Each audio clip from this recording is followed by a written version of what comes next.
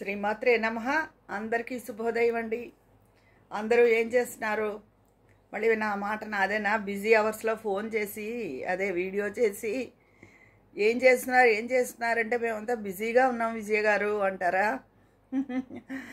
అయితే మన శ్రీరామనవమి రోజున అందరూ ఎలా పూజ చేసుకున్నారో, ఏమేం చేశారో, ఏ గుళ్ళకి వెళ్ళారో అందరూ చెప్పారు, చక్కగా కామెంట్ చేశారు.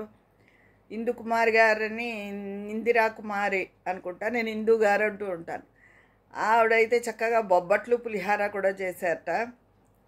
నేనైతే ఇప్పుడు పసుపన్నం శుభం కళ్యాణం కదా అని పులిహార చేస్తూ ఉంటాను. ఈసారి అది లేదు. ఆ రోజు పొద్దున్నే మా అపార్ట్మెంట్లో మోటారు రిపేర్ వచ్చి చాలాసేపు వాటర్ అది రాలేదు. దాంతో పూజ అయ్యేటప్పటికే లేట్ అయిపోయింది. అందుకని వడపప్పు పానకమే నైవేద్యం పెట్టాను, అరటిపళ్ళు. అది ఇదేంటి, అందరూ నిన్న మా ఇంటి మీదకి దండెత్తి వస్తామన్నారు వంటకి, భోజనం చేయడానికి. తప్పకుండా రావాలి. మరి మీరు అన్నమాట నిలబెట్టుకోవాలి కదా, ఊరికే అనడం కాదు కదా. తప్పకుండా రండి. వచ్చేటప్పుడు మెన్షన్ చేయండి, దోసకాయ కావాలా, ఏం కావాలి మీకు అని చెప్పి మెనూలో ఏమేమి వంటకాలు తినాలని ఉంది. నేను అస్తమానం వండే వంకాయ కూర కావాలా అది చెప్పండి. తర్వాత ఈరోజు ఒక ముఖ్యమైన విషయం చెప్తున్నానండి. నేను చెప్పిందే చెప్పలేదని కాదు, కొత్త వాళ్ళు ఉండొచ్చు. మనమే ఒక్కోసారి మనం ఇలా నిర్ణయించుకున్నాం కదా, అయ్యో ఇలా మర్చిపోయామేంటి అనుకుంటాం. అందుకని అందరికీ మన ఛానల్ వాళ్ళందరూ చక్కగా ఉండాలని ఒకసారి రిమైండ్ చేస్తున్నాను.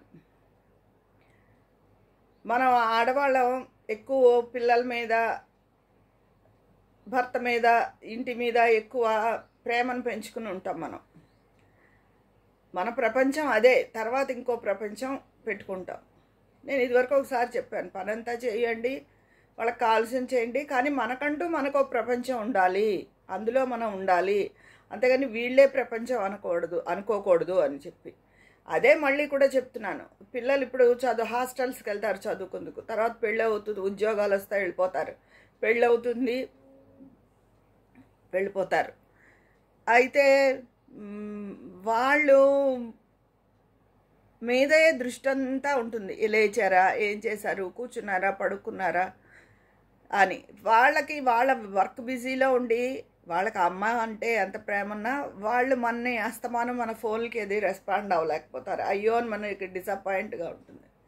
లేదా హస్బెండ్ ఎవరైనా ఎక్కువ ఇంకా కబుర్లు చెప్పాలి అలా అని ఉంటుంది. వాళ్ళ వర్క్లో వాళ్ళు ఉంటారు, లేకపోతే కొంతమంది ఎక్కువ మాట్లాడరు.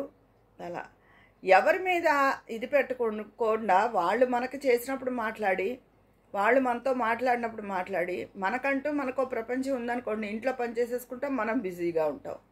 అదే ఎప్పుడు మంచి లక్షణం అండి. మన ఆడవాళ్ళ హుందాతనం కూడా నిలుపుతుంది అది. ఇప్పుడు కోడళ్ళు వస్తారు, అల్లుళ్ళు వస్తారు, ఎవరు వచ్చినా సరే ఇది మనదే. అందుకని మనం సెల్ఫ్ రెస్పెక్ట్ మనమే ఇచ్చుకోవాలి. ఎవరో మనకి ఇచ్చేయరు, ఎవరో మనని ఎత్తుని నిలబెట్టేరు. మన ఆత్మగౌరవాన్ని మనమే కాపాడుకోవాలి. అందులో అతిశయానికి కానీ అహంకారానికి కానీ తావులేదు. నేను చెప్పే దాంట్లో ఆత్మగౌరవం అంటే అక్కడ అహంకారం కింద రాదు. మనని పలకరిస్తే ముందు ఒకసారి పలకరించడం, అందరినీ మాట్లాడడం, వాళ్ళకి ఏం కావాలో చూడడం, తర్వాత మన పనుల్లో మనం ఉండాలి. వాళ్ళు మనతో మాట్లాడితే ఎక్కువగా మనము మాట్లాడాలి. అంతేగాని వాళ్ళ ప్రేమ కోసం వాళ్ళు మాట్లాడతారని ఇలా అని చూడకూడదు. ఇది నా అనుభవంగానే నేను చెప్పడం లేదు. నేను అంత విపరీతంగా మాట్లాడతాను. నా అంతటి నేను కూడా కొంచెం ఏమైనా మాటలు వాళ్ళంతా సరదాగా కలుస్తాను. పిల్లలకి మాత్రం ఫోన్ చేసి ఎలా ఉన్నారు అని వాళ్ళ ఫోన్ కోసం చూడకుండా నేనే ఒక్కసారి లేచారా, ఏం చేస్తున్నారు అని మాత్రం రోజు రెగ్యులర్గా ఒక కాల్ నా నుంచి అయితే వెళ్ళిపోతుంది ఇద్దరు పిల్లలకి.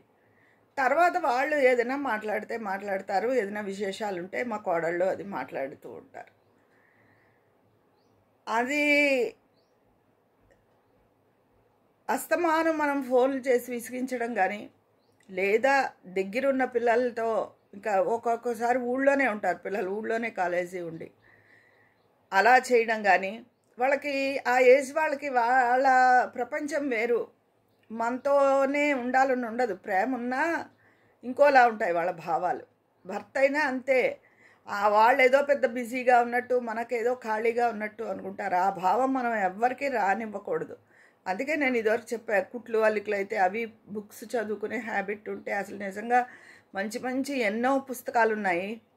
ఆ పుస్తకాలు చదివే అలవాటు ఉంటే నిజంగా అంతకన్నా ఇంకోటి లేదు అసలు. నాకు మా అమ్మగారి నుంచి వచ్చింది ఆ అలవాటు. ఎన్నో ఆధ్యాత్మిక గ్రంథాలు నాకు చిన్న వయసులోనే మా అమ్మగారు దేవి భాగవతం సాధారణంగా ఎవరంతటి వాళ్ళు కొనుక్కోకూడదు, ఎవరైనా ఇస్తే ఎక్కువ మంచిది అంటారు. అలాగే దేవి భాగవతం మనం ఎవరికైనా కొని నవరాత్రుల్లో కానీ, ఇలా వసంత మాసంలో కానీ, వైశాఖ మాసంలో కానీ ఎవరికైనా మనం ఇస్తే చాలా మంచిది అంటారు. ఆశ్వీజ మాసం ఇంకా మంచిది. వైశాఖ మాసంలో సుందరకాండ ఎవరికైనా ఇస్తే పుస్తకం కొని చాలా మంచిది ఉత్తములకి. అలాగా మా అమ్మగారు నాకు ఇచ్చారు. ఎప్పుడో నేను చిన్నతనంలో ఉండగానే ఆ దేవి భాగవతం అంతా ఆ చిన్నతనంలోనే చదవడం ఇప్పటికీ నేను చదువుతూనే ఉంటాను. అలా ఏవైనా సరే మనకు అవి ఉత్తమమైన గ్రంథాలు అవన్నీ గలగడం అది చాలా అదృష్టం అండి, అదొక వరం. అలా చేయొచ్చు. లేదా ఏదైనా ఎవరికి దేని మీద ఇంట్రెస్ట్ ఉంటే దాని మీద మన పనుల్లో మనం ఉండాలని ఎప్పుడూ నేను చెప్తున్నాను. మన గౌరవాన్ని మనమే నిలబెట్టుకోవాలి. ఇది మన ఆడవాళ్ళకి, మన ఛానల్ సభ్యులందరికీ నేను చెప్పే మాట. మన గౌరవాన్ని ఎవరు వచ్చి నిలబెట్టరు, మనమే నిలబెట్టుకోవాలి. మనం అంతటి వాళ్ళం మనం. ఇందులో అహంకారానికి తావు లేదు. కానీ మన గౌరవం మనదే. అది అప్పుడు అవతల వాళ్ళు ఎవరైనా సరే మన ఒక మాట అనడానికి కానీ, చిన్న వేళాకోళ కానీ, వెటకారానికి కానీ, దేనికైనా సరే మన అనడానికి జంకుతారు, చాలరు, అంత దూరాన్ని ఆగిపోతారు. అందుకని మన విలువను మనమే నిలబెట్టుకోవాలి. మన ఆడవాళ్ళందరూ కూడా ఆడవాళ్ళ పట్లే ఆడవాళ్ళు ప్రేమగా ఉండాలి. ఆడవాళ్ళకి ఆడవాళ్లే శత్రువులు అంటారు. అలా ఉండకుండా నిష్కల్మషమైన మనస్సుతో ఆడవాళ్ళందరూ కూడా, ఆడవాళ్ళు అసలు దయార్ద్ర హృదయులు, అలాగే ఉండాలి, ప్రేమతో ఉండాలి. మన గౌరవం మనం నిలుపుకోవాలి. ఇది నేను ఈరోజు చెప్పే మాట. ఎప్పుడూ కూడా నా మనసులో మాట అదే. మన వాళ్ళందరూ కూడా పీస్ఫుల్గా ఉండాలి, హుందాగా ఉండాలి, మంచిగా ఉండాలి. మనం చెప్పగా మన అంతటి వాళ్ళం మనం. ఓకేనా? ఈ మాట మీకు నచ్చితే కామెంట్ రూపంలో తెలియజేసేయండి. మరి అక్కడ మాట్లాడుకుందాం. మీరు ఎప్పుడు భోజనానికి వస్తారు అది కూడా తెలియపరిస్తే చాలా సంతోషిస్తాను. ఉంటాను. మీ స్నేహితురాలు విజయాపన్నాల.